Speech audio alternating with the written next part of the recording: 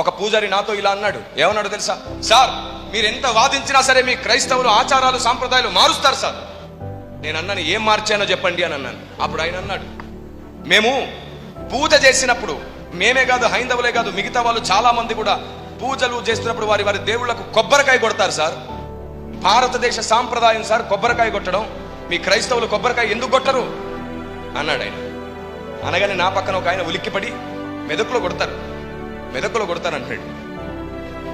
నేను తిరిగి నీ బుర్ర మీద కొడతా, ఊరుకో అన్న. నా స్నేహితుడే, ఊరికే నేను నా స్నేహితులతో మాత్రమే అలా అనగాలి, ఇంకెవరిని బాధ పెట్టలేదు. స్నేహితులతో అన్నాను, నోరు మూసుకొని ఉండు, నేను జవాబు చెప్తున్నానుగా, ఎందుకు అంత తొందర?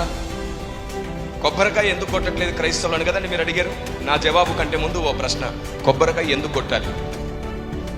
కొబ్బరికాయ కొట్టడంలో ఉన్న ఆంతర్యం ఏమిటి? కొబ్బరికాయ కొట్టమని పెద్దలు ఎందుకు నియమించారు? కొబ్బరికాయ కొడితే ఏం జరుగుతుంది? వీడికి జవాబు చెప్పండి అంటే ఆ పూజారి ఆయన అనంతపురం నుంచి వచ్చాడు అనమాట. ఆయన ఏమన్నాడు తెలుసా? పెద్దలు నియమించారు కొట్టమని, సాంప్రదాయం అంటే సాంప్రదాయమే అన్నాడు. కాదండి, పెద్దల మాట సత్యన్నం మూట, ఒప్పుకుందాం. ఎండ రాకముందే దాన్ని తినేస్తారు కాబట్టి కొత్త బలం వస్తుంది. కాబట్టి ఇప్పుడు ఈ ప్రశ్న డీవేట్ అవ్వకముందే సత్యం తెలుసుకున్నారనుకోండి, మీకు జీవం వస్తుంది. వాస్తవానికి పెద్దలు సాంప్రదాయం నియమించారంటే కారణం లేని ఏ సాంప్రదాయం నియమించలేదు. నేను ఆయనకి చెప్పాను, మనుధర్మ శాస్త్ర ప్రస్తావన కంటే ముందు వెళ్తే అప్పటికి కొబ్బరికాయ కొట్టడం అనేటువంటి నియమం లేదు, రూల్ లేదు. మనుధర్మ శాస్త్రం కంటే ముందు వెళ్తే ఋషుల కాలంలో కొబ్బరికాయలు లేవు. అంటే కొబ్బరికాయలు సృష్టిలో లేవని కాదు, కొబ్బరికాయ పూజలో లేదు. ఏం చేసేవారో తెలుసా? వాళ్ళ కలశాలు పట్టుకొని ఎవరు నిద్ర లేవక ముందు వాగులోకి వెళ్ళిపోయి నీళ్లు తీసుకొచ్చేసి ఆ నీళ్లను దేవునికి సమర్పించేవాళ్ళు. వాస్తవానికి కొబ్బరికాయ కొట్టడం వెనకాల ఉన్న ఉద్దేశం ఏమిటో తెలుసా? పవిత్రమైన నీరు ఎవరు ముట్టుకొని అంటుకొని నీళ్లు దేవునికి సమర్పించాలనే పద్ధతి ఉండేది. కాలం గడుస్తుంటే బావిలోనైనా చెరువులోనైనా నదిలోనైనా ఎవరు పడితే వారు ముడుతూనే ఉన్నారు, ముట్టకుండా ఏ నీరు లేదు. పెద్దలందరూ కూర్చొని ఆలోచించారు, ఇది ఎలాగా? అందరూ ముడుతున్నారు, మనుషులందరూ నీళ్లను ముడుతున్నారు, నీళ్లు మైలబడిపోయాయి, ఏం చేద్దాం అని ఆలోచించారు. ఈ మైలబడిపోయిన నీళ్లను నేను దేవునికి ఎలా సమర్పించాలి, ఏం చేస్తే బాగుంటుందని అందరూ ఆలోచిస్తుంటే పెద్దల్లో ఒకటికి ఆలోచన వచ్చింది.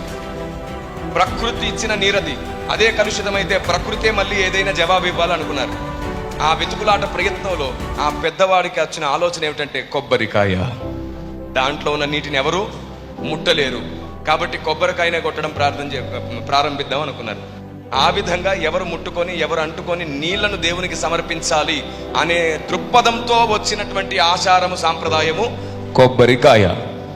అప్పుడు ఆయన ఆ మాట విని సరిగ్గా చెప్పారు, నా చిన్నతనం ఎప్పుడో విన్నట్టున్నాను అని అన్నాడు ఆయన. మంచిది, కాబట్టి ఎవరు ముట్టుకొని అంటుకొని నీరు ఇవ్వడానికి ఏం కొడుతున్నారు?